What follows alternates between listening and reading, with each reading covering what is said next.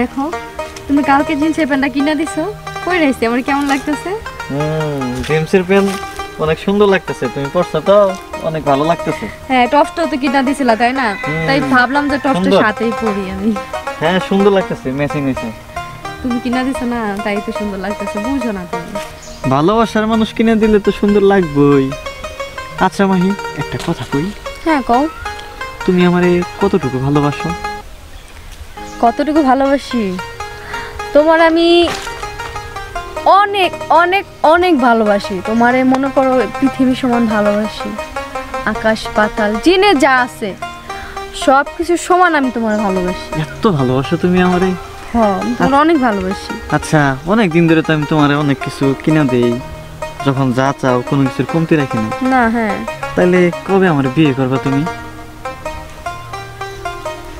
বুঝলাম না আবির, তুমি মানে একটু রোমান্টিক কথা আসলে তুমি খালি বিয়ে করবা কবে, বিয়ে করবা কবে। আর বিয়ে করার মতো সময় আছে না এখনো? কেবল আমরা প্রেম শুরু করছি, বিয়ে করব না পরে। তুমি বুঝি না, তুমি রোমান্টিকের ভিতরে একটা বিয়ে বিয়ে, আমার আর ভালো লাগে না বিয়ে কথাটা শুনতে। বিয়ে করলে আসলে ভালো হইতো না?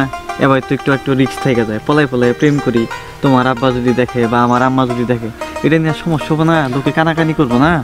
শুনো, বিয়ে করলে এই যে তুমি আর আমি যেমন ধরো এই যে গাছতলায় বসে রোমান্টিক ভাবে হাতে হাত রেখে কথা বলতেছি, তখন তার এটা পারবো না, কারণ তখন বিয়ে হয়ে গেলে তুমি আমাকে অবহেলা করবে, আমি তোমাকে অবহেলা করবো। আরে তুমি বুঝো না, এই যে তুমি আমাকে লুকিয়ে লুকিয়ে কত কিছু কিনা দাও তাই না?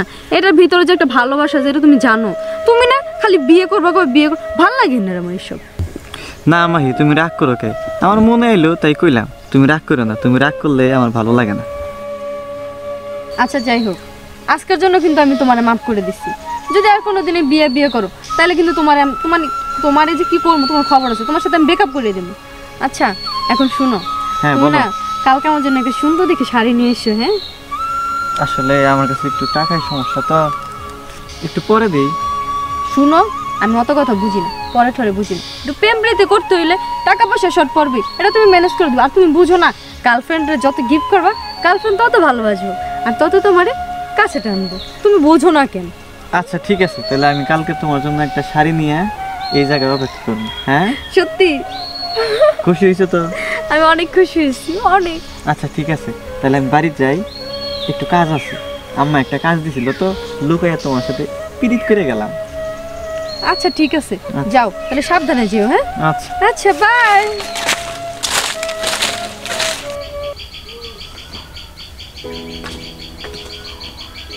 এত বেলা হয়ে গেল, ওনারা যে কোন দিকে গেল, এখন আর কোনো কিছুই ভাল লাগে না। বাপে 3-4 বিঘা জমি রাখা গেছিল, সেই জমিগুলাও বিক্রি করে সব কিছু শেষ করে ফেলাইলাম।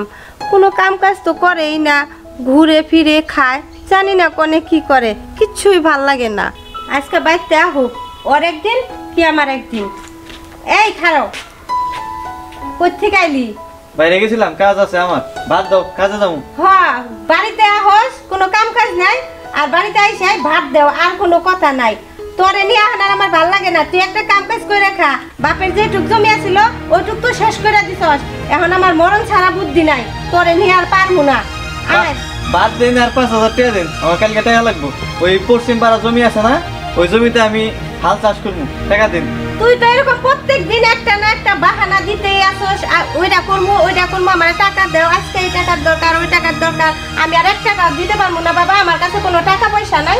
আয় ভাত দেই ঘরে, আয় ভাত খায়া তুই যেটা করার কর, আয় ঘরে আয়। না আমি ভাত খাবো না, আগে আমার 5,000 টাকা দাও, আগে এখন দিবে, তারপরে আমি আমু, তারপরে খামু। বাবা রে, তুই তো দেখতাছস, তুই এখন বড় হইছস, তোর অনেক বুদ্ধি হইছে। আমাদের সংসারে কত কষ্ট, তোর বাবার যে জায়গা জমি ছিল সব তো বিক্রি করে শেষ করে দিছস, এখন আমি তোরে টাকা দিমু কোত্থেকে বল? টাকা আমারে এখনই 5,000 টাকা লাগবো, তুমি টাকা দিবে কিনা আম্মা হেডা কও, না দিলে আমি এখনই বাড়ি থেকে জমগা। আচ্ছা বাবা, তুই রাগারাগি করিস না, তুই আগে কয়টা খা, তারপরে দেখতাছি কি করা যায়। আয়। আচ্ছা খাওন দিন।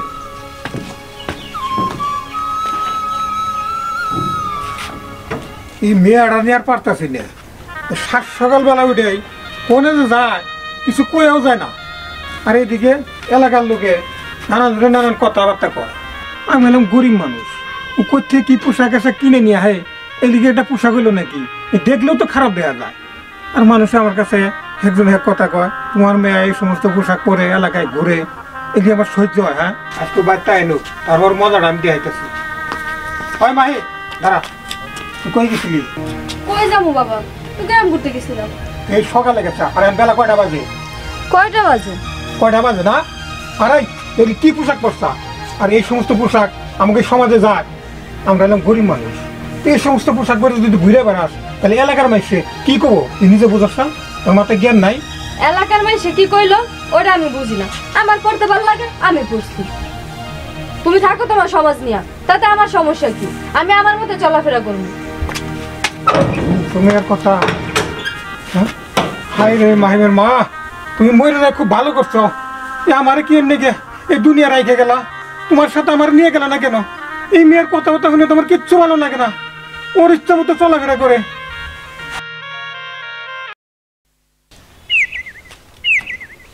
মা আমি গেলাম।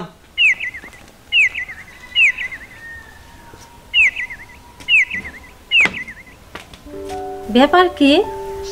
পোলায় প্রতিদিন কই যেন যায়, আবার কালকেও 5,000 টাকা দিলাম, আজকে আবার সাইজা গুজা কই জানি যাইতেছে, হাতেও কি জানি দেখলাম, পিছনে যায় দেখি তো কই যাইতেছে। ঘটনা কি আজকে এখন হইতেছে না কেন? তোর ভাল লাগে না, সব সময় লেট করে না? কি টাকা পয়সা ম্যানেজ করতে পারেনি? দাঁড়ায় থাক না জামুগা, বুঝতেছি না কিছু। মাহি এতক্ষণে তোমার আসার সময় হয়েছে, আমি সে কতক্ষণ ধরে দাঁড়ায় রয়েছি। তুমি শুধু শুধু রাগ করো, বাড়িতে অনেক কাজ থাকে না? তাই তো কই, ও এত টাকা পয়সা দিয়ে কি করে বুঝতে পারলাম এতদিনে। এই 7 বিঘা জমি পেয়েছে, এই টাকা পয়সা গুলা কই দিছে কি করছে। আর ওইটা জামালের মাইয়া না? আমি চিনতে পারছি, জামালের বাড়িতে আমি যাইতেছি, যাইয়া জামালের বইলা দেখি। আচ্ছা ঠিক আছে, বুঝলাম। আচ্ছা মাহি তোমার চোখ দুটো বন্ধ করো। আচ্ছা বন্ধ করলাম। কি হলো? এই যে দেখো তোমার জন্য আমি কি নিয়ে আসছি, এখন চোখ খুলো। সত্যি এটা আমার? তুমি না কালকে বললা আমার জন্য একটা শাড়ি নিয়ে আসতে, তাই শাড়ি নিয়ে আসলাম। আল্লাহ, সত্যি তোমার না খুব চয়েস হচ্ছে। এটা তুমি পরলে এত সুন্দর লাগবো, আমাকে অনেক মানাবে তাই না? আল্লাহ, এর জন্যই তো বলি এত তাড়াতাড়ি বিয়ে না করে আমরা লুকায় লুকায় প্রেম করবো, আর তুমি আমাকে এরকম দামি দামি গিফট দিবা, বুঝো না? এই যে যেমন ধরো গিফটটা দিছো, আমি কত আনন্দ হইছি, মানে এটা দেখতে তোমার ভালো লাগতেছে না বলো? ভালো লাগবে নাকি? প্রেমিকা খুশি হইলে তো প্রেমিকেরও ভালো লাগে। জামাল ভাই, এই জামাল ভাই, জামাল ভাই বাড়িতে আছেন না? হ্যাঁ বাইরন কি হয়েছে আমিরের মা? কি আর হইব, মাইয়া তো মাশাআল্লাহ বানাইছেন একখান। আমার 7 বিঘা জমি খাওয়া শেষ, আর এখন আমার পোলার মাথাটাও চিবাই চিবাই খাইতেছে। ও মাইয়া দিয়া বুঝি কামাই কইরা খাওয়ান ধরছেন তাই না? মুখ সামলাই কথা কেউ। আমিরের মা, আমরা গরিব হইতে পারি কিন্তু আমরা তো মানি দুধ বিক্রি করে খাই না। আইছে মানিজ্য তোলা। ও আমার কথা বুঝি আপনার বিশ্বাস হইতাছে না? মাইয়ারে আমার পোলার পিছে লিলাই দিয়া এখন আবার মানিজ্য। আহেন নিজের চোখেই দেখবেন, আহেন যাই দেখে দেই, চলেন চলো যাই। আহেন। মাহি তুমি যখন যা চাও আমি তো তোমার তখন তাই দিই। তোমার মন রক্ষা করার আমি আপ্রাণ চেষ্টা করি, তুমি তো আমার আবার ছেড়ে যাবা না। আরে না, কি যে বলো না তুমি, তুমি জানো না আমি তোমার কতটা ভালোবাসি, তোমার ছাইরা যাবো আমি এটা ভাবলা কিনি। ভালোবাসো দেখেই তো ভরসা করি। এটাই ভরসা রাখো। মাহি তুমি যদি কোনোদিন অন্য কারাও তাহলে কিন্তু আমি বাঁচবো না। আমি তোমার ছাড়া বাঁচবো না। মাহি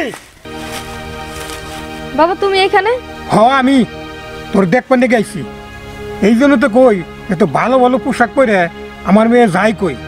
আজকে যদি আবির মা আমার কাছে না কইতো আমি তো বিশ্বাসই করতে পারিনি।